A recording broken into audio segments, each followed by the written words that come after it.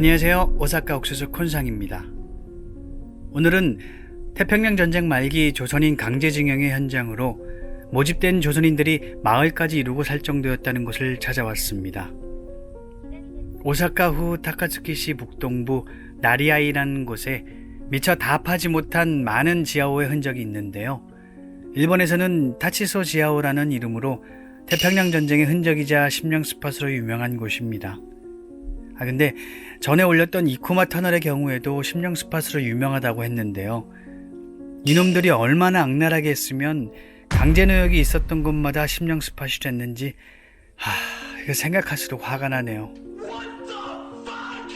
지금 이렇게 둘러보면 그저 평범하고 조용한 시골 마을인데 이런 곳에서도 강제징용으로 끌려와 가혹한 노동을 할 일이 있었다는 게 진짜 어이가 없네요.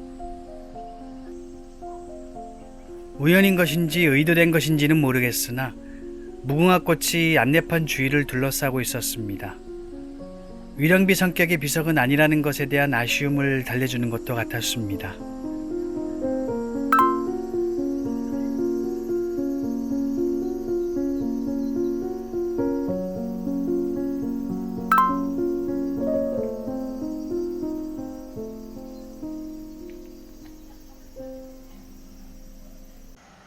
그나마 이 명판은 양심적으로 작성돼 있네요.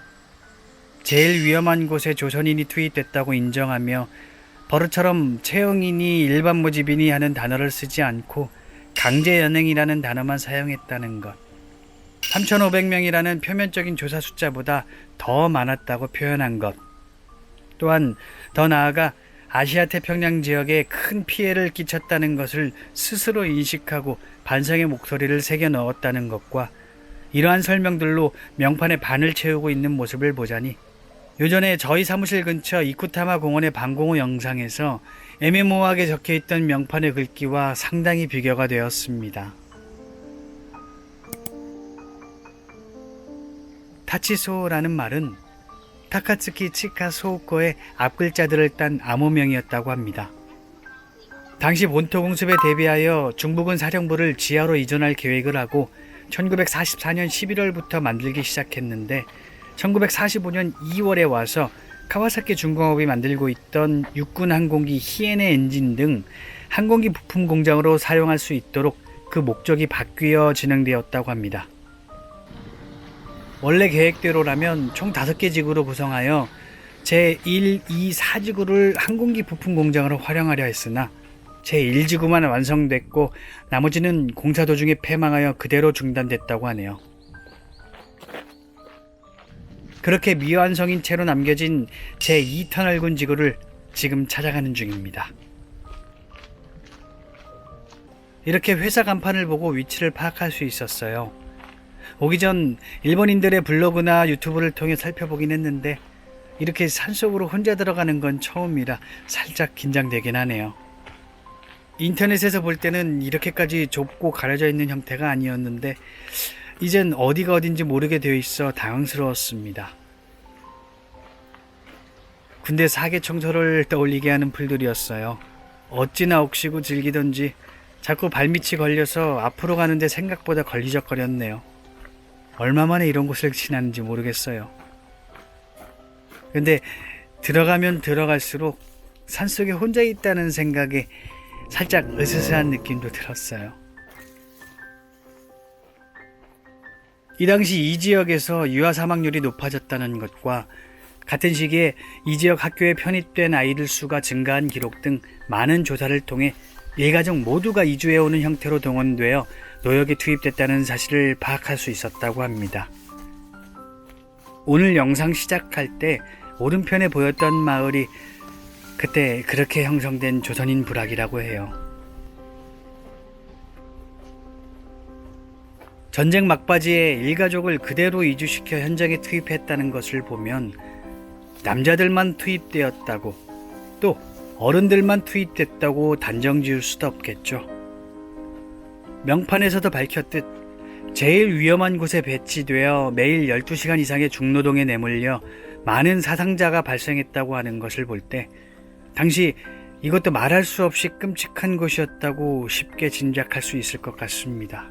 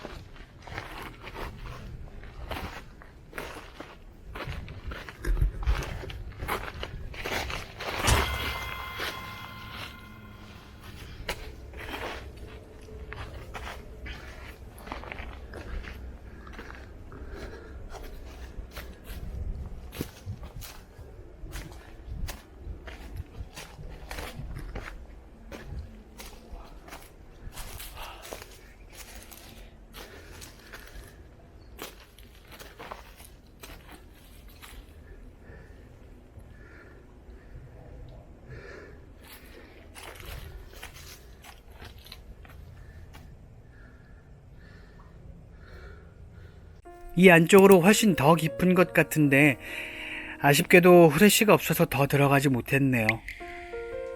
이것을 제대로 답사했던 이들의 자료 사진 등을 보면 이 주위로 상당수의 호가 파져 있고 어떤 것은 이미 안에 시멘트를 사용해 조금씩 모양 잡아가고 있던 것도 있었고요. 그 외에도 상당히 깊고 길게 만들어져 있는 것들이나 성인 남성의 키를 훌쩍 넘는 높이로 깊게 나 있는 것 등이 산재해 있었습니다. 전 다 둘러보지는 못하고 눈앞에 바로 보이는 세 곳만 슬쩍 둘러보았는데요. 솔직히 으스스한 느낌도 있었지만 볼수록 화가 치밀어 올라 욕이 저절로 나오고 정말 참기 힘들었습니다. 먹을 거라도 제대로 줬을까요? 다치기라도 할까봐 조심조심하기를 했을까요? 2월에 용도 변경이 결정됐는데 여름에는 이미 제1지구는 완성 단계에 들어가 비행기 엔진이 생산되기 시작했을 정도의 맹렬한 속도로 작업을 강행했다는 것을 보면 얼마나 고생스러웠을지 안 봐도 비디오네요. 전에 제1교포분들의 인터뷰에서 해방되어 좋은 건 고국으로 돌아갈 수 있다 없다라기보다 나라 없는 외국인이 아니라 나라가 있는 떳떳한 외국인이 될 수 있다는 그 하나만으로도 감개무량했다는 말씀에 가슴 먹먹했던 적이 있었는데요. 여기에서 작업하시다가 돌아가신 분들은 해방을 바로 코앞에 두고 돌아가신 건데 국적도 회복하지 못한 채 바로 직전에 돌아가신 게 얼마나 한스러울까요? 비행장, 탄광, 댐 등의 건설 현장, 그리고 전투의 최일선에 마저도 투입됐던 조선인들이 없었다면 지금 일본이 이만큼 잘 살 수 있었을까요? 우리나라에서 강제로 수탈해간 수많은 자원들과 노동력이야말로 근대 일본을 만든 근간이었다고 해도 과언이 아닐 것 같습니다. 일제강점기 때 일본인이 만들어 두고 간 건물들은 아직도 튼튼하다. 인건비도 안 들고 자재비도 후려쳐서 별 돈도 안 들이고 만드는데 거적대기로 만들었을까요? 그리고 그걸 누가 직접 돌 날라가며 만들었을까요? 지금도 찾아오기 힘든 이런 오지에 널려있는 조선인 강제징용 피해자들의 흔적은 우리가 계속해서 기억하고 전해가며 머릿속에서 잊히지 않도록 해야겠습니다. 역사를 잊은 민족에게는 미래가 없다는 말은 거창한 말이 아닙니다. 나의 지나온 흔적, 우리들의 지나온 흔적, 나라가 지나온 흔적들을 기억하고 전달하라는 말이라 생각합니다. 76년 전 오늘 해방을 불과 열흘 남짓 남겨둔 시점에서 강제노동에 내몰려 있던 분들에게는 얼마나 고생스러운 하루하루셨을까요? 이제 곧 끝납니다. 해방입니다. 일본은 곧 패망합니다. 하고 말씀드리고 싶네요. 당연히 이것만의 일이 아닐 것입니다. 당시 고생하셨던 수많은 분들을 한 번쯤 떠올려 보면 좋겠다 생각해 보며 오늘은 이만 인사드리겠습니다.